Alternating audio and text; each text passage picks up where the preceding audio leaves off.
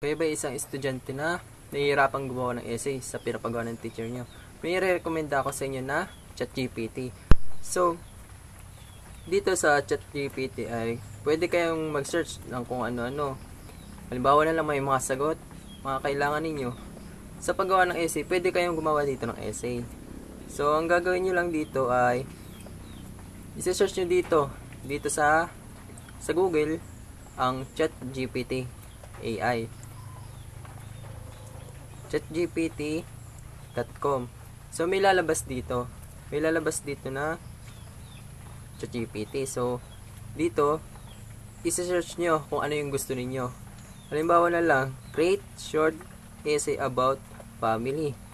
So, pag-search nyo dito, i-click nyo yung arrow na nakalagay doon sa gilid. Pagka-click nyo dito, maghihintay lang kayo ng ilang segundo. Lalabas dito yung mga text dito, yung essay. Yan. Makikita nyo, mahaba dito yung essay na nakalagay. Na nangyaring ginawa. So, pagkat labas lahat ng yan, ikakopy nyo syempre. Copy nyo yan. Tapos, mag-search kayo ulit sa Google ng humanize.